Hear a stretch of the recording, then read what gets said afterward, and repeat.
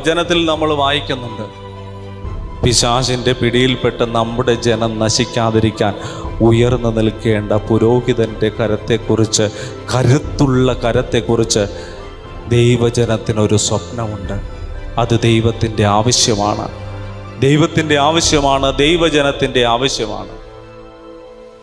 സൂര്യ നീ ഗിബെയോനിൽ നിൽക്കുക, ചന്ദ്ര നീ അയ്ലോൻ താഴ്വരയിൽ നിൽക്കുക എന്ന് ജോഷ്യ പറഞ്ഞപ്പോഴേക്കും സൂര്യനും ചന്ദ്രനും അനങ്ങാതെ നിന്നതുപോലെ പ്രവചിക്കാൻ പ്രവചന ശക്തിയുള്ള ആത്മാവിൻ്റെ നിറമുള്ള പുരോഹിതരെ ഇന്ന് ദൈവജനത്തിന് ആവശ്യമുണ്ട്, ദൈവത്തിന് ആവശ്യമുണ്ട്.